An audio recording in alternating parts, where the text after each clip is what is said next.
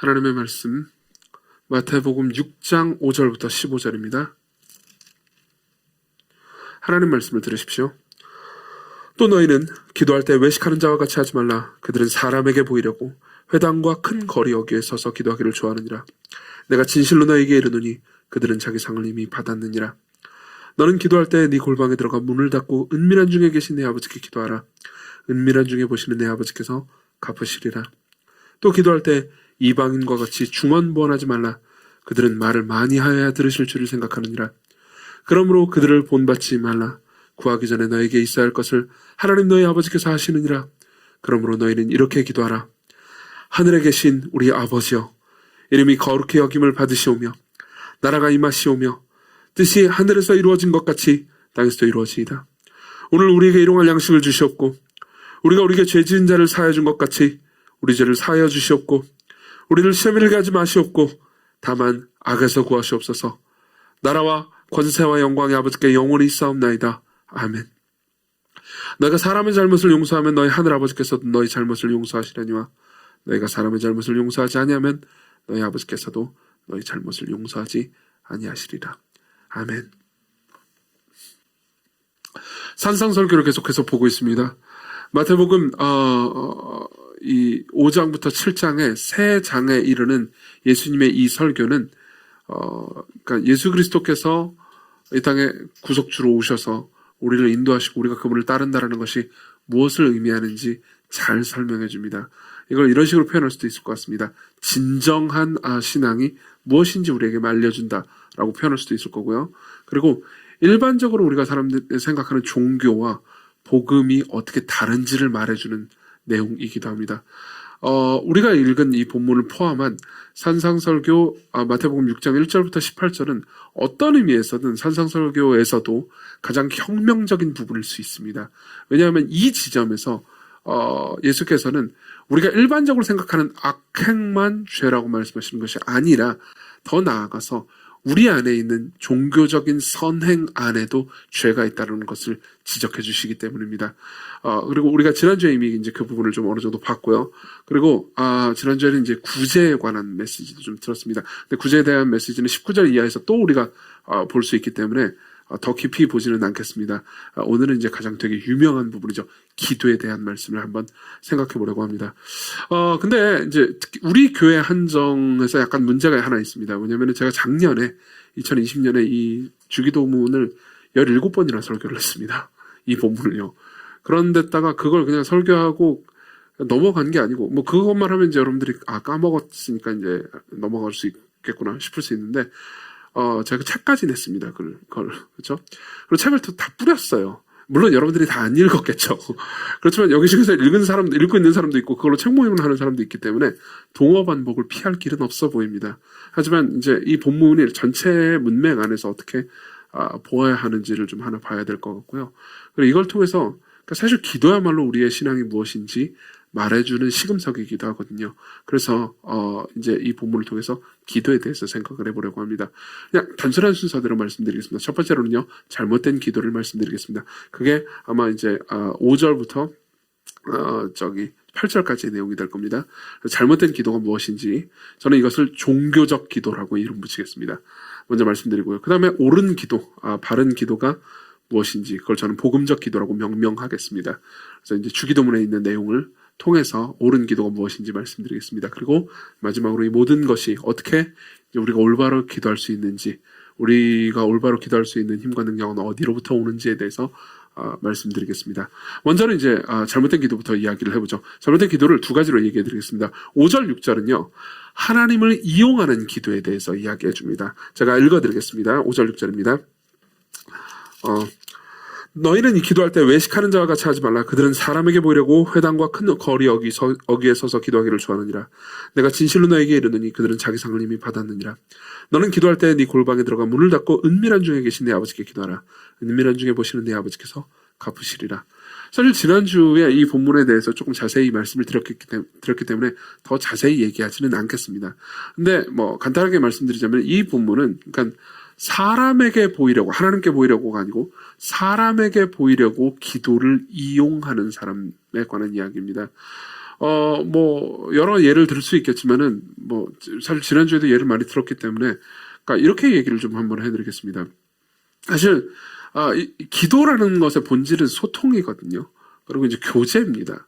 근데, 어떤 교제를, 누군가에게 보이기 위해서 이용을 할 수가 있습니다.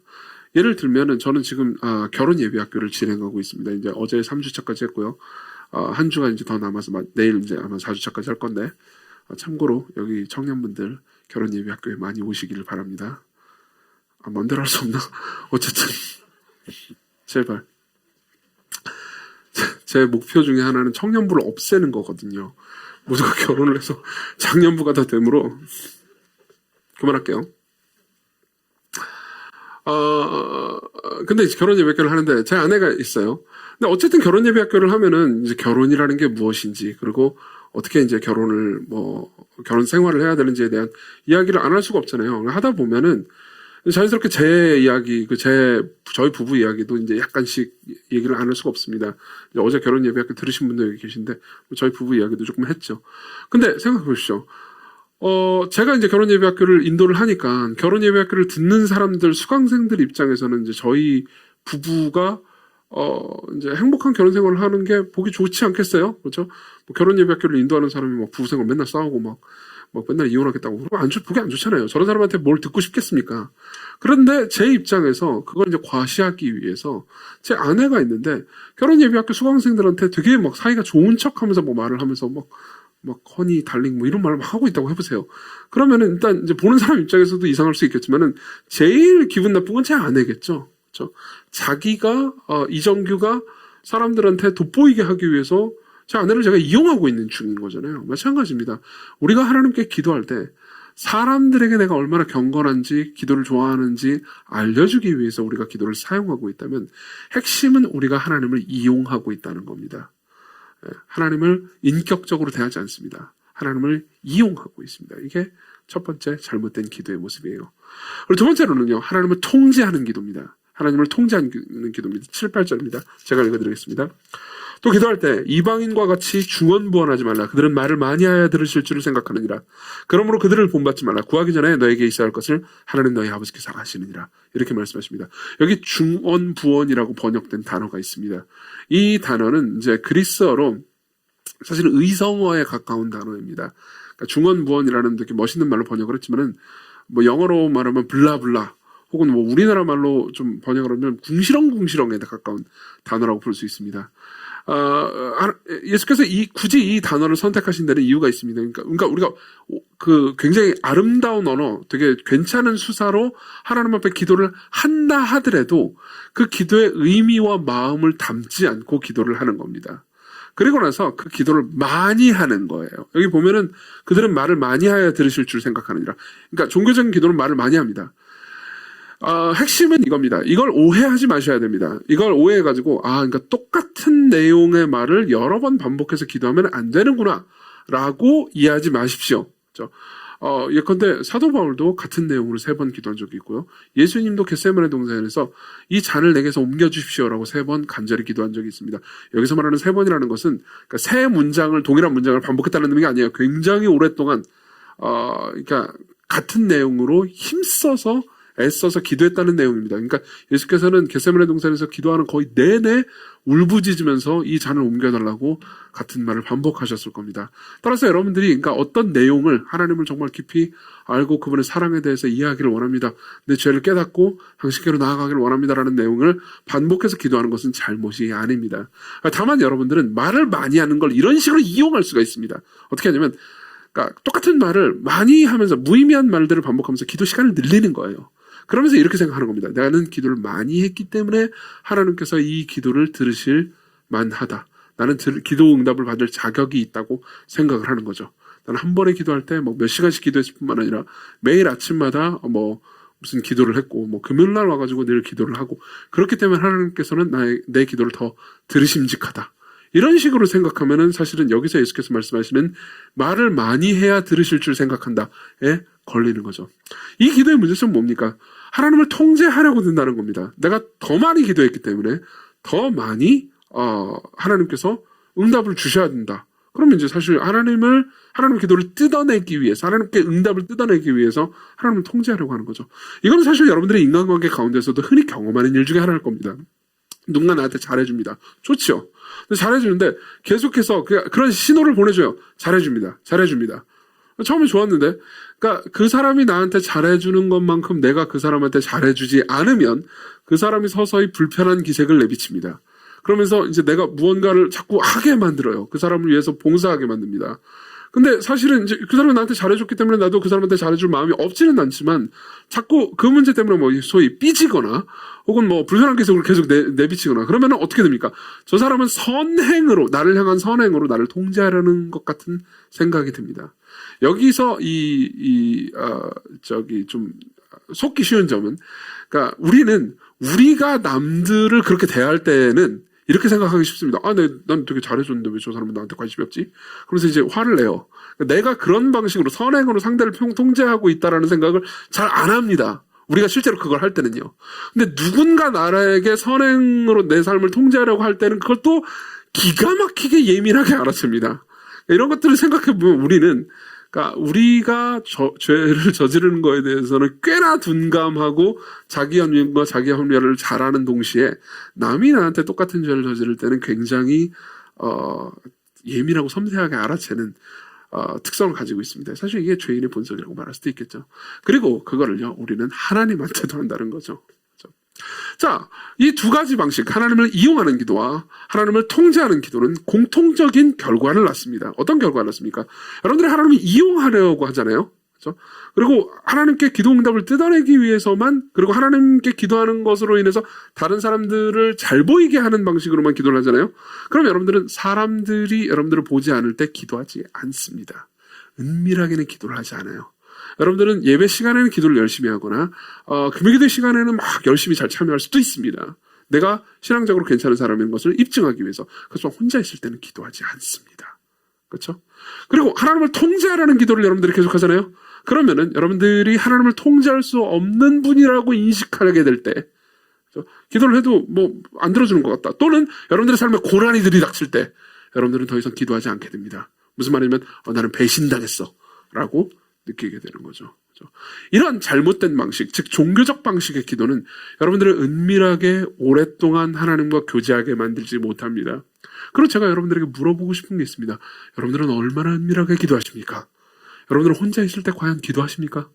여러분들에게 기도 생활은 지금 현재 어떤 상태입니까?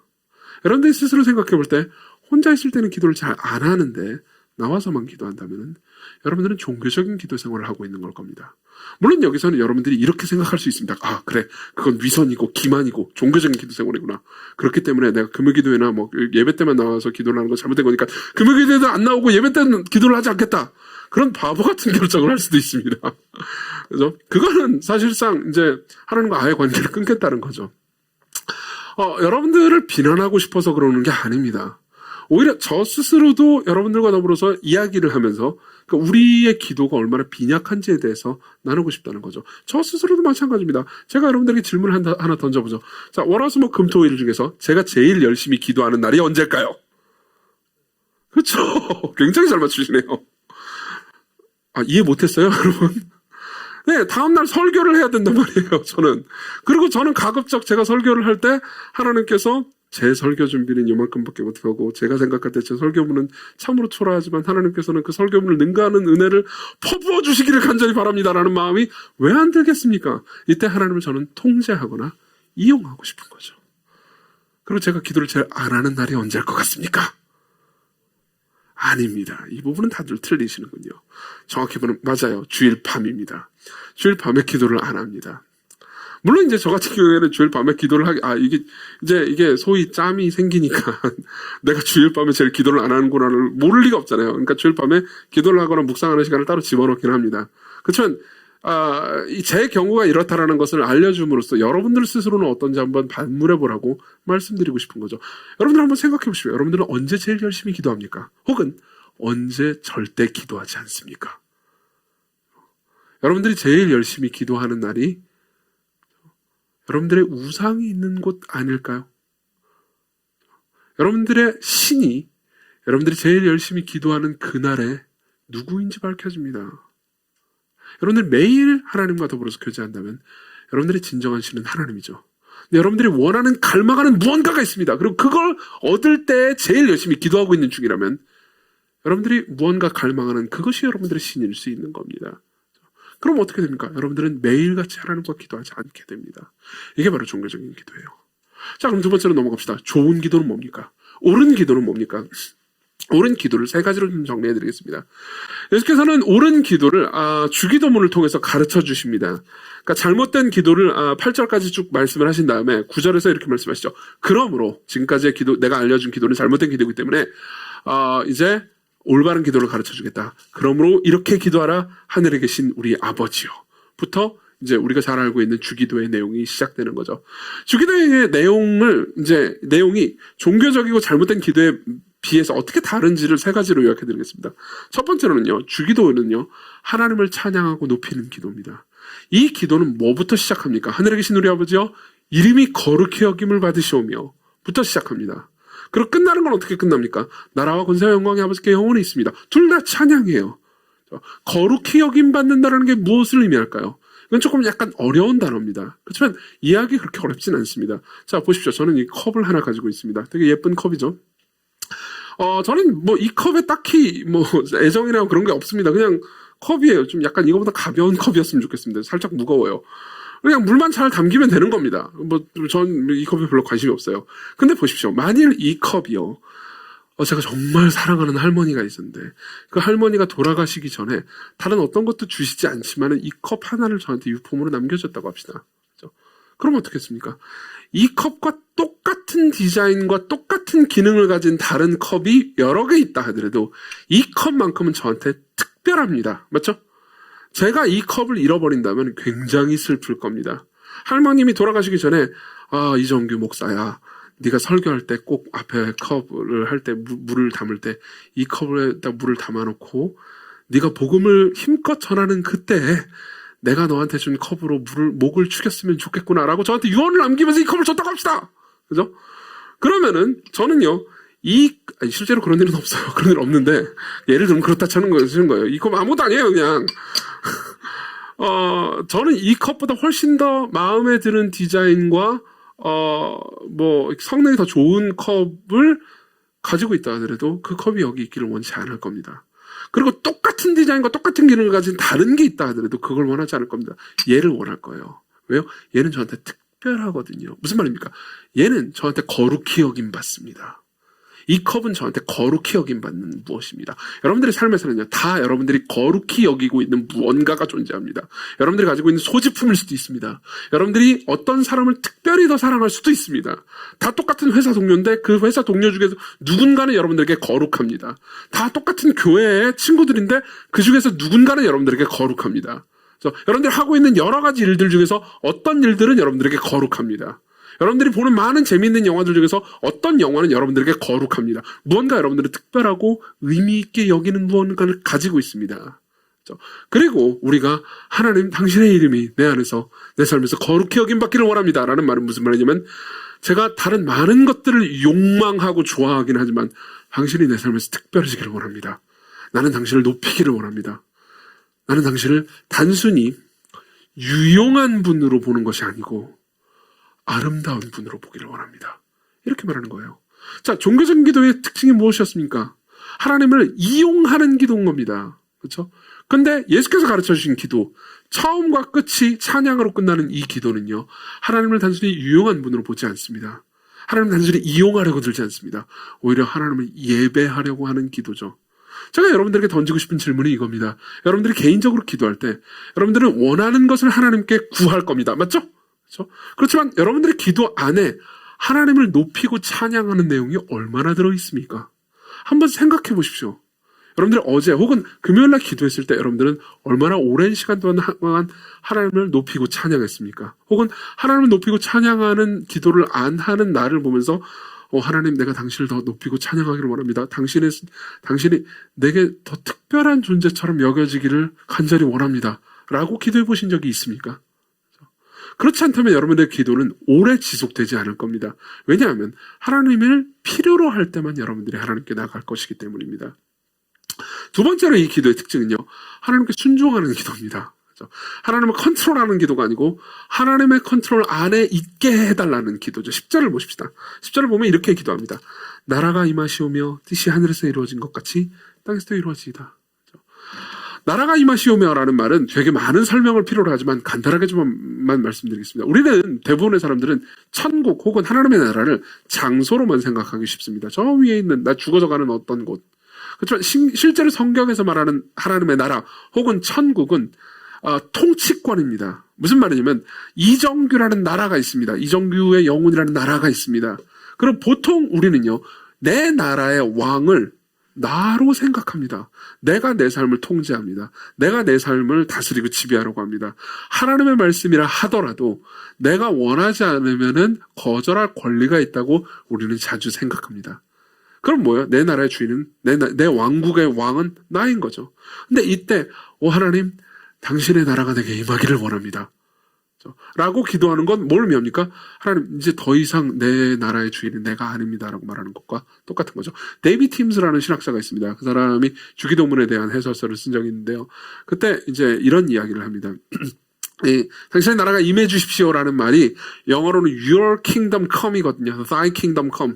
Thy는 이제 고어죠. Your Kingdom Come, 당신의 나라가 임해주세요라는 말이잖아요. 근데 이 말은 우리 입장에서 바꾸어서 생각해보면은 My Kingdom Done 이라는 의미라고 합니다. 내 나라가 끝장났습니다. 당신의 나라가 와주십시오. 그러면 이제 내 나라는 끝장났습니다. 나는 이제 더 이상 내 삶의 주인이 아닙니다. 이정규 왕국의 주인은 이정규가 아닙니다. 그러면서 이 이야기는 다음으로 연결되죠. 내 뜻이 성취되는 것이 아니고 아버지의 뜻이 내 삶에서 성취되기를 원합니다.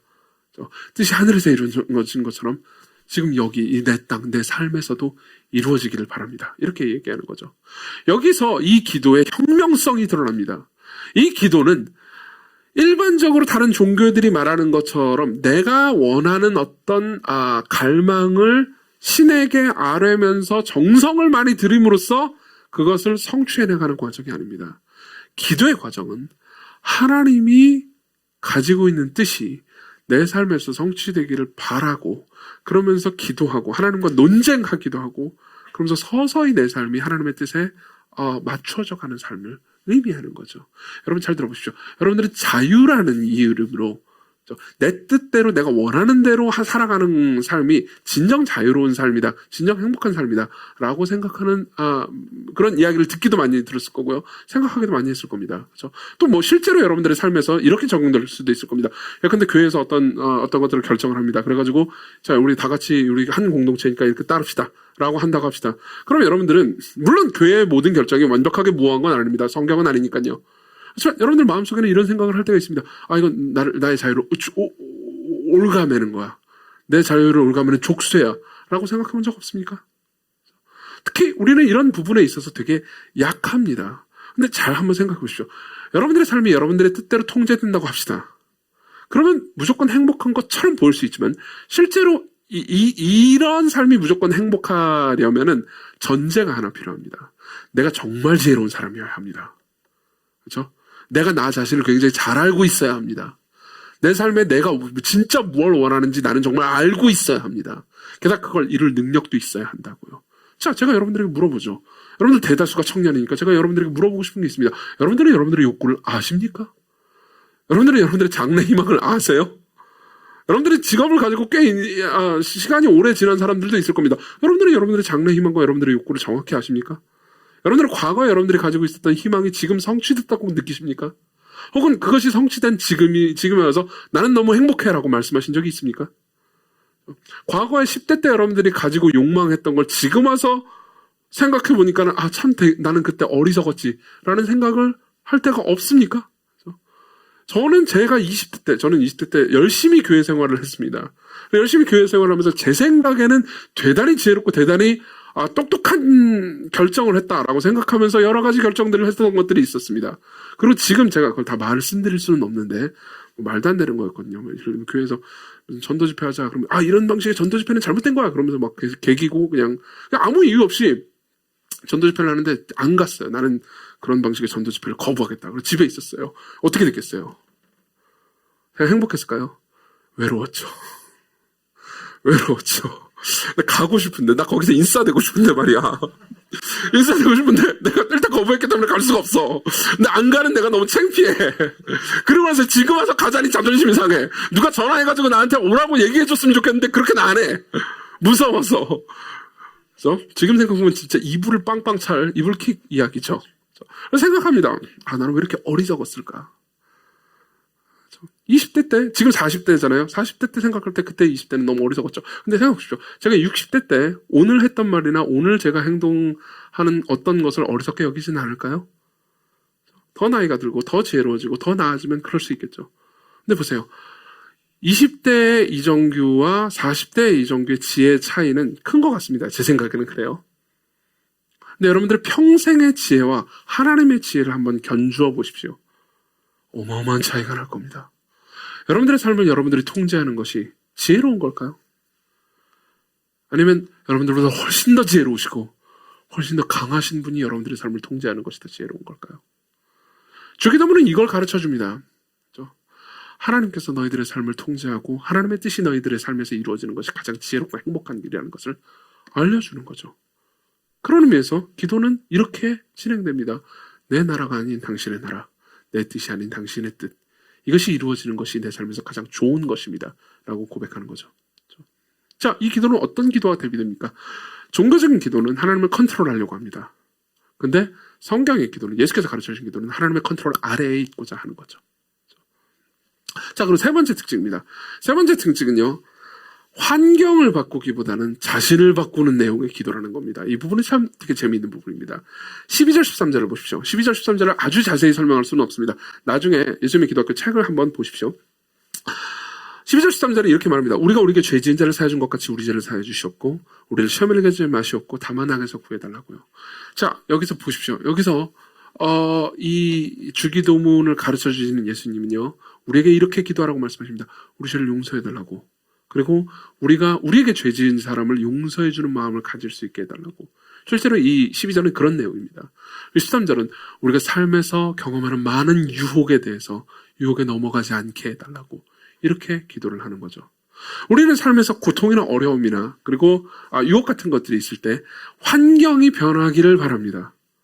그렇죠? 내가 지금 처해 있는 환경이 변함으로써 문제가 해결되기를 바랍니다. 근데 이 설교, 이 예수님이 하신 설교 내용에서 예수께서 가르쳐 주신 이 기도는요, 환경이 변하기를 위해서 기도하는 것을 가르쳐 주지 않고요, 내가 변하기를 위해서, 내가 성숙하게 되기를 위해서, 내가 새롭게 만들어져 가기를 위해서 기도하라고 말씀하십니다. 그렇죠? 그럼으로써, 그러니까 사실상 내 영혼이 변화되는 것에서 정체성을 그리고 새로운 행복을 찾도록 만들어주는 거죠. 자, 보십시오. 이 세 가지 특징과 앞에 그 종교적인 기도의 두 가지 특징을 한번 대비해 봅시다.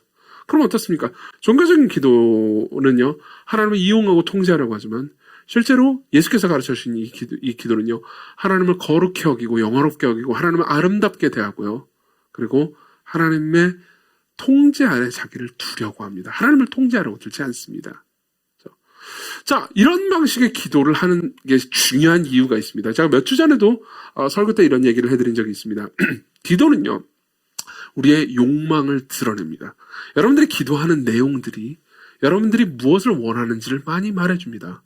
여러분들이 밤낮으로 교회를 위해서 기도하는 사람이라면 여러분들은 교회를 사랑하는 사람들입니다. 여러분들의 욕구는 교회에 있습니다. 저 같은 경우에는 기도할 때 기도 제목 중에서 교회를 위한 기도 제목이 상당 부분을 차지하죠. 왜냐하면 진짜 저는 교회를 좋아하기 때문입니다. 제 욕구이기 때문입니다. 근데 이게 종종 이제 하나님을 사랑하는 욕구보다 전복될 때가 있습니다. 교회를 사랑하는 욕구가. 그러면 이제 저한테 교회가 우상이 되는 거겠죠. 여러분들은 어떻습니까? 여러분들은 다양한 욕구들을 가지고 있을 겁니다. 여러분들이 밤낮으로 기도하는 것이 결혼이나 혹은 애인에 관한 거라면 여러분들의 욕구는 거기 있습니다. 제가 매일같이 기도할 때 고기를 더 많이 좋은 고기, 더 맛있는 고기를 계속 위해서 기도한다고 합시다. 그럼 여러분들은 그 기도 내용을 보면서 제 욕구가 고기 먹는데 식탐에 있다는 것을 알 수 있을 겁니다. 맞죠? 근데 보십시오. 우리가 무언가를 기도하는 거를 통해서 우리의 욕구를 발견할 수도 있지만은 우리가 계속해서 좋은 기도를 하잖아요. 그러면 그 기도대로 우리의 욕구가 변하기도 합니다. 계속해서 제가 생각할 때 좋은 욕망을 기도하지 않고 있다가 예수께서 가르쳐 주신 이 기도를 따라서 우리가 기도를 하기 시작하잖아요.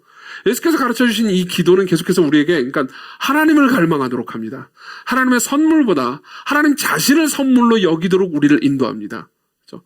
하나님을 단순히 이용하려고 대하지 못하게 만들고요. 하나님을 섬기고 기뻐하고 예배하도록 대하도록 우리를 인도해 줍니다. 그렇죠? 여러분들 계속 이 내용을 사용해서 기도하잖아요. 이 내용을 기도하는 걸 여러분들의 습관과 삶으로 형성하잖아요. 그럼 여러분들의 욕망도 서서히 하나님을 예배하고 즐거워하는 쪽으로 변화된다는 거죠. 그렇죠? 이게 이 기도의 가장 좋은 점입니다. 예수께서는 우리가 가지고 있는 많은 우상들을 내어버려두고 하나님을 섬길 수 있도록 우리에게 이 기도를 가르쳐 주십니다. 그렇기 때문에 적용할 수 있는 이야기 두 가지만 하겠습니다. 첫 번째 적용입니다. 첫 번째 적용. 여러분들이 이 기도의 내용을 가지고 많이 오래 꾸준히 매일 기도할 수 있었으면 좋겠습니다. 한 구절을 읽고 여러분들의 기도로 옮기십시오. 그렇죠? 이름이 거룩히 여김을 받으시오며 그러면서 생각을 하는 거예요. 내가 진짜 살면서 거룩히 여기는 게 뭐지? 여기에서 내 우상이 나오죠. 그렇죠? 그리고 자연스럽게 그 우상을 내가 우상보다 하나님을 더 거룩히 여기기를 원합니다라고 기도할 수 있을 겁니다. 여러분들이 생각나는 기도를 자연스럽게 하십시오. 그 다음에 다음 구절로 넘어가서 또 생각하면서 기도하십시오. 그 다음에 다음 구절로 넘어가서 생각하면서 기도하십시오. 이걸 습관화하십시오. 그렇죠? 그러면서 어떻게 되냐면 여러분들의 기도는 길어집니다. 일단 길어져요. 이건 되게 중요한 지점이죠. 여러분들 중에 많은 사람들이 꽤나 기도한 것처럼 보이는데 3, 4분도 지나지 않는 것 때문에 절망해 본 적이 있지 않습니까? 근데 주기도문만 가지고도 여러분들이 한 절 기도하고 한 절 읽고 기도하고 한 절 읽고 기도하고 묵상하면서 기도하고 이걸 반복하잖아요. 그러면 여러분들 최소 15분에서 20분이 굉장히 빠르게 지난다는 것을 알게 될 겁니다. 오늘 당장 실천해 보십시오. 그럼 15분, 20분이 그냥 금방 쓱 지나갑니다. 그리고 여러분들이 더 기도의 내용들을 잘 알잖아요. 제가 여러분들에게 드린 책을 보면서 좀 더 묵상하면서 기도의 내용에 대해서 풍성하게 알고 기도하잖아요. 그럼 여러분들은 더 오랫동안 기도할 수 있을 겁니다. 이게 첫 번째예요. 두 번째는요, 시편을 묵상하면서 하는 거죠. 제가 이제 매일 아침마다 시편을 이제 묵상하고 기도하는 걸 이제 올려드리잖아요. 제가 생각할 때 제 생각에는 꽤나 많은 분들이 시청을 해주는 것 같습니다. 그래서 제가 굉장히 마음이 기쁜데 나중에 알고 보니까 이제 우리 교회의 지분율보다 타 교회 지분율이 더 높다는 걸 알게 돼가지고 기분이 꽤나 좋지는 않습니다만 자 보십시오. 저는 이제 시편 1편부터 지금 약 32편이 좀 넘어가고 있습니다. 그러니까 하루에 한 편씩 한 게 아니고 뭐 막 쪼개가지고 했기 때문에 꽤 오래 했는데 32편이에요. 저는 150편까지 달릴 겁니다. 근데 앞으로 이제 150편까지 달리면 더 그럴 거라고 생각을 하긴 하는데요. 지금까지 32편까지도 좀 약간 철저하게 묵상을 하면서 제 입장에서는 이거 시편이 너무 좋다. 시편에 중독되는 느낌이다 싶을 정도로 계속 묵상을 하면서 기도를 하고 있습니다. 근데 지금까지 제가 발견한 게 뭔지 아십니까? 시편에 있는 모든 내용들 있잖아요. 이 내용들을 압축하고 요약하면 주기도문의 내용의 간구가 된다는 겁니다. 저 점점 더 많이 그 증거들을 발견하고 있습니다. 그러니까 주기도문의 내용을 진짜 광범위하게 풀면 150편에 이르는 시편이 나온다는 거죠. 여러분들이 이 시편을 듣습니다. 그리고 읽습니다. 시편의 언어를 사용해서 여러분들이 기도합니다. 그럼 여러분들은 자연스럽게 그냥 매일같이 주기도문에 있는 내용을 깊이 묵상하면서 기도하는 것과 똑같은 내용을 간구하게 되는 거죠. 그럼 매일 기도해 보십시오. 제가 12분부터 15분 사이에 짧은 동영상을 올리거든요. 그리고 끝에는 항상 4분 정도의 기도 시간을 음악을 틀어놓고 기도를 할 수 있도록 돕습니다. 물론 어떤 분들한테는 그냥 그걸 말하지 않아도 좋습니다만 어떤 분들한테는 그 4분도 되게 길다고 느껴질 때가 있을 겁니다. 그때 여러분들이 들은 언어와 묵상과 그리고 주기도문의 내용을 사용해서 계속해서 기도해 보십시오. 그러면서 여러분들의 마음을 다시 형성하십시오. 이게 여러분들이 기도를 좋아하는 방식입니다. 그럼 여러분들이 이렇게 기도를 배우게 되잖아요. 그러면은 여러분들은 하나님을 이용하거나 통제하려는 방식이 기도가 아니고 하나님과 교제하고 하나님과 사귀는 방식의 기도를 지속적으로 할 수 있게 됩니다. 그러면 신앙을 가지게 됨으로써 얻는 무언가를 원하기보다는 신앙의 대상이신 예수님 자신을 더 많이 원하게 됩니다. 그래서 여러분들이 이렇게 말하게 됩니다. 진짜 주 예수 외에는 아무것도 없다고. 주 예수보다 더 귀한 것은 아무것도 없다고 라고 진심으로 말할 수도 있게 될 겁니다. 자, 그러면 마지막으로 우리가 이걸 생각해 봅시다. 그럼 이렇게 기도할 수 있는 힘과 능력은 어디서 옵니까? 여러분들이 이런 기도를 어떻게 기쁨으로 할 수 있게 되겠습니까? 이 지금까지 설교를 들으신 분들 중에서 어떤 분들은 이렇게 생각할 수 있습니다. 그러니까 결국 기도라는 것이 내가 원하는 무언가를 얻게 해주는 것이라기보다는 내가 기도하는 대상인 하나님과 교제하기 위해서 한다는 거잖아요. 난 그걸 그렇게 원하지 않아요. 나는 그냥 내가 뭐 얻고 싶은, 지금 당장 얻고 싶은 무언가를 위해서 기도를 사용하기를 원해요. 근데 당신의 말에 따르면은 기도라는 게 원래 그렇게 지어진 것이 아니기 때문에 그럼 기도해도 소용없겠네요. 오늘 설교의 결론 저한테는 이렇게 적용하기로 했습니다. 기도해봤자 내가 원하는 것을 얻을 수 없기 때문에 기도를 안 하기로 했다. 이럴 수도 있습니다. 그럼 제가 어떻게 여러분들을 초청할 수 있을까요? 우리는 어떻게 이 문제를 해결할 수 있을까요? 자, 보십시오. 예수께서 뭐라고 말씀하시는지를 생각해 봅시다. 마태복음 6장 1절부터 18절은 제가 처음에 말씀드릴 때 굉장히 중요하고 혁명적인 장이라고 했습니다. 그리고 이 파트에서 제가 되게 좋아하는 부분이 있습니다. 예수께서는 이 이야기를, 여러 가지 이야기들을 하시지만 이 여러 가지 이야기를 할 때 끊임없이 계속해서 반복하는 어구가 있습니다. 뭔지 아십니까? 내 아버지라는 말입니다. 네 아버지, 너희들의 아버지. 이 말을 우리가 읽은 본문 내에서만요 6절, 8절, 9절, 13절, 14절, 15절을 계속 반복하십니다. 너희 아버지, 너희 아버지. 무슨 말입니까? 이거는 정체성을 형성하는 말입니다. 정체성을 형성하는 말입니다. 이게 되게 중요한 지점이 있습니다. 보십시오. 우리는 상대방과의 관계 가운데서 어떤 정체성을 가지고 있는지, 그리고 상대를 어떤 관계로 인식하는지에 따라서 무엇을 요구하느냐가 달라집니다. 그렇죠? 예를 들면 저는 제 아내한테 가가지고 이렇게 얘기했습니다. 오늘 내 방에서 같이 자자. 그렇죠? 오늘 밥 먹고 얘기도 하면서 커피도 한잔 마시면서 오늘 편안하게 자자라고 제 아내한테 거리낌 없이 얘기할 수 있을 뿐더러 그런 이야기를 제 아내는 하나도 이상하거나 부적절하다고 얘기하지 않을 겁니다.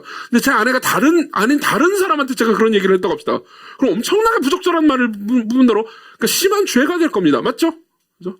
제가 상대방을 어떤 존재로 인식하는지, 그리고 제가 그 상대방과의 관계 가운데서 나는 어떤 정체성을 가지고 있는지를 내가 어떻게 생각하느냐에 따라서 내가 구하는 내용이 달라진다고요. 그렇죠?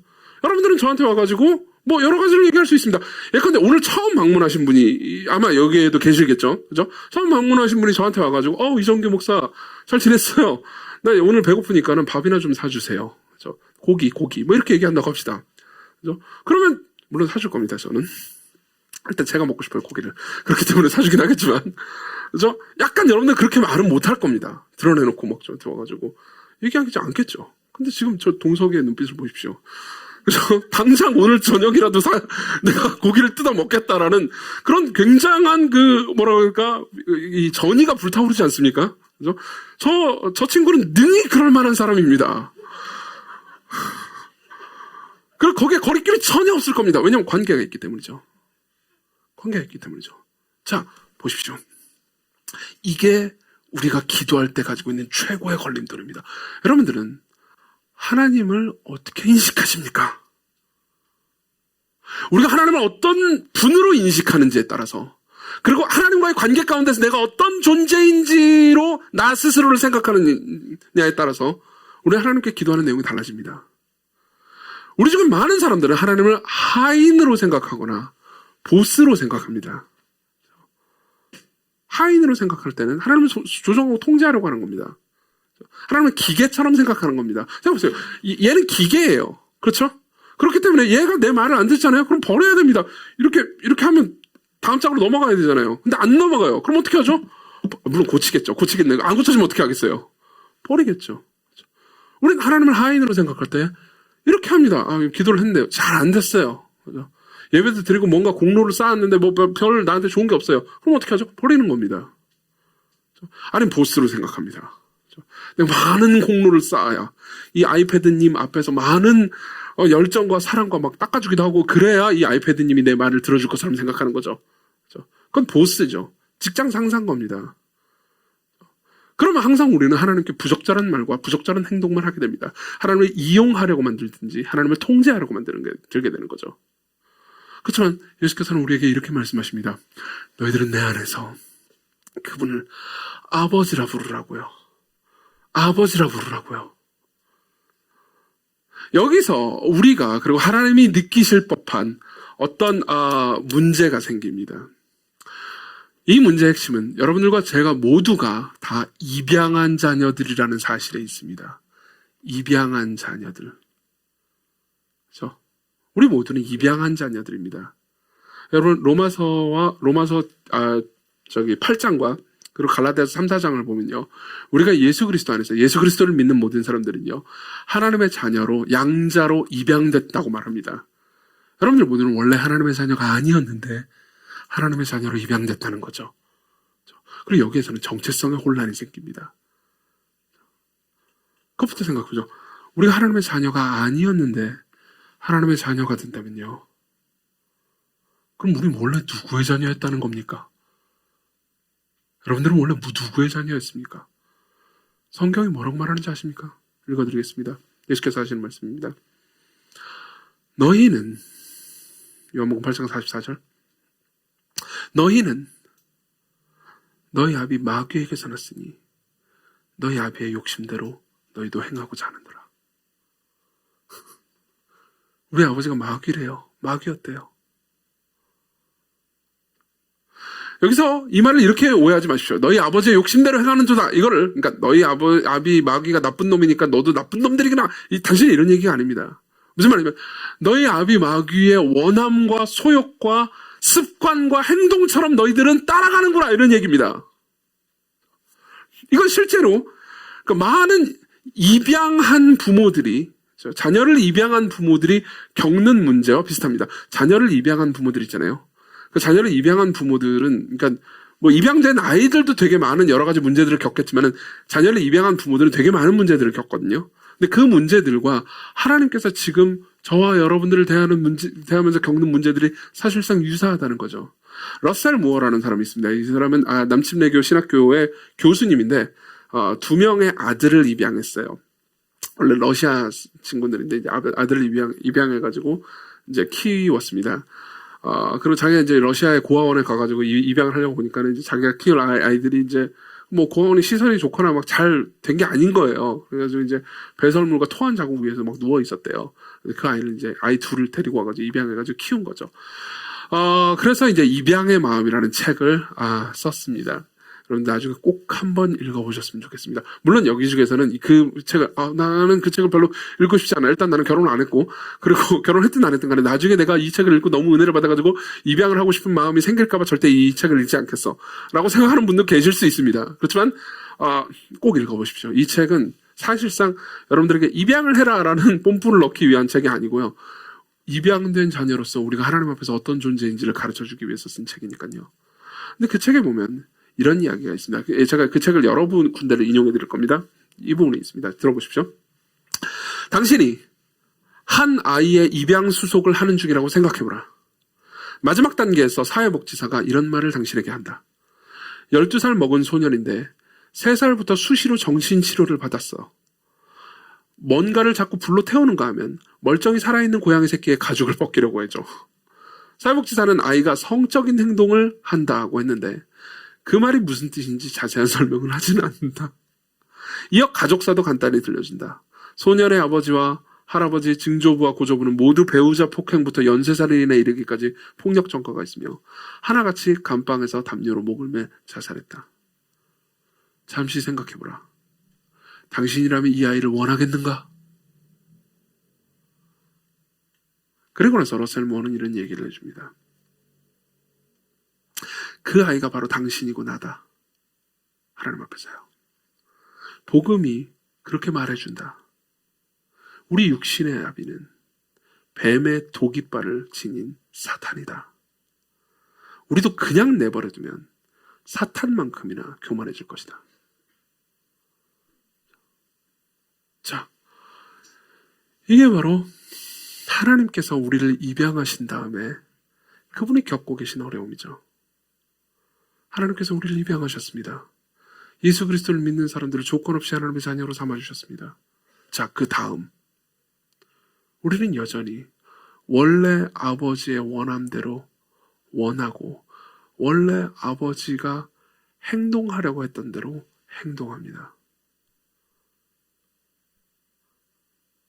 우리는 원래 학대받는 아이들이었기 때문에 하나님 앞에서도 하나님을 이용하려고 들거나 하나님을 통제하려고 드는 것 외에는 할 줄 모릅니다. 실제로 입양의 마음이라는 책에 보면요, 어떤 한 부부의 이야기를 들려줍니다. 자녀를 입양한 어떤 한 부부의 이야기를 들려줍니다. 제가 읽어드릴게요. 한 부부가 어린 딸을 입양한 이야기를 들려주었다. 입양 전에 아이는 열심히 일해야만 음식을 받아 먹을 수 있었다. 잠자리의 혜택과 밥상에 끼어 앉을 권리를 얻으려면 마루를 닦고 이불을 정돈하고 화장실을 청소해야 했다. 부부는 아이의 습성을 깨느라 굉장히 힘들었다고 한다. 아이는 거의 강박적으로 청소하고는 양부모에게 자신이 얼마나 열심히 일했는지 말하곤 했다. 그 집에 들어온 자신의 존재 가치를 입증하려는 듯이 말이다. 물론 그들도 딸이 가족으로서 부모의 청소를 돕거나 자기 방을 치우는 등 집안일을 거들기를 바랬지만 먼저 가르쳐야 할 게 있었다. 자녀가 가사일을 돕는 이유는 숙식비를 벌은 하녀라서가 아니고 환영받는 가족이기 때문이라는 점이다. 나는 요즘 우리 아들들이 방 청소를 하는 모습을 보면 기쁘기만 한데 어린 딸의 청소는 그들 부부의 마음을 슬프게 했던 것이다. 여러분 생각해 보시죠. 여러분들이 입양을 했습니다. 근데 여러분들이 한 딸을 입양했는데 이 딸이 집에서 청소를 하지 않으면 밥을 못 먹을 것 같은 두려움에 늘 사로잡혀 있어요. 엄마, 아빠, 내가 청소 이렇게 열심히 했으니까 나 밥 먹어도 되죠? 그렇게 말한다고 해봅시다. 그럼 여러분들은 대단히 슬플 겁니다. 안 그래요? 여러분들의 마음이 찢어질 겁니다. 그럼 여러분들은 뭐라고 말할까요? 아니야. 네가 청소하지 않아도, 네가 아무것도 하지 않아도 아빠는, 엄마는 너를 사랑해. 그러니까 너는 그냥 밥을 먹을 자격이 있어. 네 존재 자체가 자격이란다.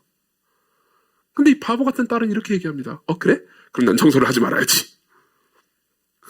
우리 다 똑같지 않습니까? 네가 기도한다고 내가 너희들의 삶을 돌보는 건 아니란다. 네가 나하고 기도하고 싶다면 너와 나와 교제하고 소통하기 위해서 기도해야 되는 거야. 뭔가를 얻기 위해서가 아니고. 그럼 우리 모두는 이렇게 합니다. 그럼 기도를 안 해도 되겠군. 안 해. 우리 바보 같은 자녀들입니다. 우리 사랑을 모르는 자녀들입니다. 그건 우리가 율법주의 안에 학대받았던 기억을 가지고 있기 때문이기도 하지만 더 나아가서 우리는 하나님의 사랑이 무엇인지 잘 모르기 때문이기도 하죠. 깨끗한 방이 중요한 게 아니었다. 딸아이가 사랑받을 수 있다는 것을 마음으로 믿지 못한다는 것, 그 배후의 동기가 마음에 걸렸던 것이다. 여러분들은 올바른 기도를 하고 싶다면 여러분들은 올바른 정체성을 가지고 있어야 합니다.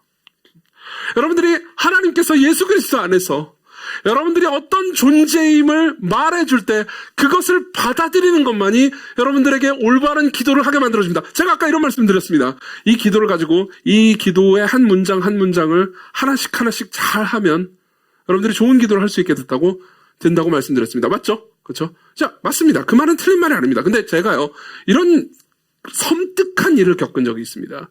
지금 생각해도 굉장히 섬뜩한 일입니다. 제가 작년에요, 17번을 설교했죠. 주기도문만. 그리고 예수님의 기도학교 책을 냈습니다. 그리고 어떤 분이 이 책도 다 읽고, 그리고 여기서 말하는 대로 기도도 열심히 하고, 그리고 또 기도 제목 가지고 랜선 기도회로 올리기도 했잖아요. 참고로 여러분, 이 유튜브 가면은 있어요. 우리 교회 유튜브 가면 랜선 기도회가 있어요. 주기도문으로 기도하는. 그걸 잘 활용하십시오. 오강일 전사님의 굉장히 멋진 목소리가 나옵니다. 동의를 안 하시네요. 자, 근데 어쨌든, 자, 보십시오. 그걸 활용했습니다. 열심히 기도했어요. 근데 저한테 이렇게 얘기하더라고요. 나는 그 전보다 더 올바르게, 바르게 신학적인 기도를 했는데 왜 응답이 안 되냐고요. 여러분, 결국 똑같은 겁니다. 그 이전에는, 나는 기도를 많이 했는데 왜 응답이 안 되지? 라고 말했고요. 이후에는 나는 신학적으로 올바른 기도를 하는데 왜 응답이 안 되지? 결국 똑같은 거죠. 우리는 아버지가 누군지 잘 모르는 고아와 같이 살아가는 겁니다. 여러분들이 그리스도 안에 있다면, 여러분들이 예수 그리스도를 믿고 마음으로 받아들이고 있다면, 여러분들은 그리스도 안에서 하나님의 자녀입니다. 바꿔서 말해볼까요? 여러분들은 하나님의 영원한 아들이신, 진짜 아들이신 예수 그리스도만큼 아들이라고 받아들여집니다. 하나님께서는 성부 하나님께서 성자 하나님을 사랑하는 그 사랑의 분량만큼 여러분들을 사랑하십니다. 그렇기 때문에 이 기도로 기도하라고 말씀하시는 거예요. 하늘에 계신 우리 아버지요. 아버지요. 여러분들이 이 관계를 이해해야만 이 기도를 진심으로 할 수 있게 될 겁니다. 여러분들이 이 관계를 믿고 받아들이고 아버지께서 여러분들에게 베푸시는 사랑을 아는 만큼 이 기도가 여러분들에게 즐거워질 겁니다. 제가 얘기해드리고 싶은 게 있습니다. 여러분들은 그런 측면에서 우리 모두는 어느 정도 정체성의 혼란을 겪고 있는 셈입니다. 뇌로는, 지식으로는, 교리상으로는 그리스도 안에서 우리가 하나님의 자녀라고 배웁니다. 그렇지만 우리의 삶 가운데서는 우리는 자꾸 하나님을 이용하거나 통제하라고 들므로써 우리가 마치 하나님의 상전이거나 하나님께서 우리를 지배하는 폭군이거나 하는 것처럼 생각하고 말하고 행동합니다. 그때 우리는 어떻게 하나님을 아버지로 볼 수 있습니까? 하나님께서 여러분들을 위해서 무엇을 아끼지 않으셨는지를 생각하십시오. 이런 정체성의 혼란은요, 하나님 자신이 겪기도 하신 것이기도 합니다. 여러분 그걸 아십니까? 예수님도 입양하셨다는 것을요. 예수님도 입양아였어요. 그걸 알고 있습니까? 예수께서 이 땅에 오실 때 누구의 뱃속에서 잉태되셨죠? 동정녀 마리아요. 동정녀 마리아요. 무슨 말이냐면요, 아버지인 요셉의 피는 하나도 섞이지 않았다는 겁니다. 아버지인 요셉의 DNA 같은 것들은 하나도 없었어요. 왜냐하면 성령으로 잉태됐거든요. 그렇죠? 요셉은요, 마리아의 꿈 이야기와 말만 믿고 성령으로 잉태됐어요? 제가 뱃속에 지금 이 이야기는요, 저 남자를 모르고요, 성령으로 잉태됐다고요 라는 말을 듣고 예수님을 양자로 받아들이는 모험을 할 수밖에 없었어요. 러셀 모어의 말을 계속 인용해 드리겠습니다. 여러분 나중에 꼭 이 책을 읽어보셨으면 좋겠습니다. 사실 예수님도 입양하였다. 요셉이 마리아의 말과 꿈 하나만 믿고 이 아이를 집안에 받아들인 것은 일생일대의 모험이었다. 헤롯이 죽어 구속영장의 효력이 없어진 후에도 위험은 끝나지 않았다. 예수는 가족과 이웃, 동네 사람들이 보기에 정말 이상해지셨다. 그분은 결혼하지 않으셨고 자녀도 없었다. 예수님이 30살이었는데요. 공생을 시작했을 때요.